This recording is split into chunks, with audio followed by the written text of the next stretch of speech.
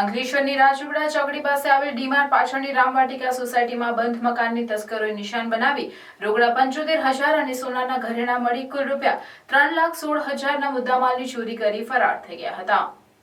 મૂળ બિહાર અને હાલ અંકલેશ્વરની રાજુગડા ચોકડી પાસે આવેલ ડીમાર્ટ પાછળની રામવાટિકા સોસાયટીમાં રહેતા પવનસિંહ ઉમેશસિંહ રાજપૂત પોતાને તાળું મારી ફેમિલી સાથે ગત તારીખ 28 ડિસેમ્બર 2 દિવસ સુરતના અમરોલી ખાતે રહેતા માતા પિતાના ઘરે ગયા હતા। તે દરમિયાન તસ્કરોએ તેઓના બંધ મકાનને નિશાન બનાવ્યું હતું।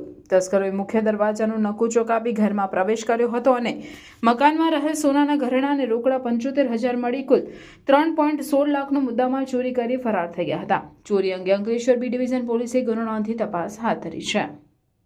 ધર્મપ્રેમી ગુરુ ભાઈઓ બહેનો તથા ભક્તજનોને જણાવવાનું કે સનાતન ધર્મ પરિવારના ગાદીપતિ સદગુરુ મહારાજ પરમ પૂજ્ય શ્રી સોમદાસ બાપુ પ્રેરિત 50મા શરદ પૂર્ણિમા દશેરા મહોત્સવ નિમિત્તે શ્રીમદ ભાગવત જ્ઞાન યજ્ઞ કથા તથા સત્સંગ હરિકીર્તન કાર્યક્રમનું ભવ્ય આયોજન કરવામાં આવ્યું છે।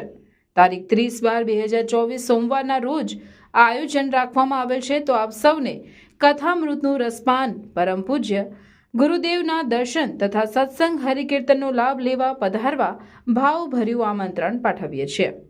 શ્રીમદ ભાગવત જ્ઞાન યજ્ઞ કથાનું રસપાન પરમ પૂજ્ય જિગ્નેશ દાદા એટલે કે રાધે રાધે કરાવશે તથા સત્સંગ હરિકીર્તન કાર્યક્રમમાં કમલેશ બારોટ તથા તેમનું વૃંદ પધારશે। સનાતન ધર્મ દ્વારા 50મા શરદ પૂર્ણિમા એટલે કે સુવર્ણ જયંતિ મહોત્સવ પૂજ્ય સોમદાસ બાપુના સાનિધ્યની અંદર ઉજવવા જઈ રહ્યા છે।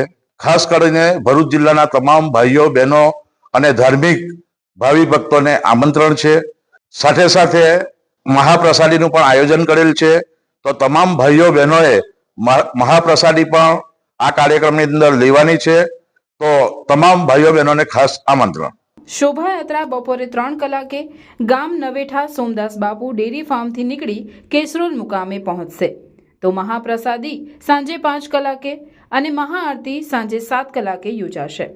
પૂજ્ય બાપુશ્રીની અમૃતવાણી રાત્રે 8 કલાકે અને કથાનો પ્રારંભ રાત્રે 8:30 કલાકે થશે। તો સત્સંગ હરિકીર્તન કાર્યક્રમ કથાના વિરામ બાદ યોજાશે। શુભ સ્થળ કેસરોલ, તાલુકો જિલ્લો ભરૂચ, દહેજ રોડ ટોલ નાકાની બાજુમાં।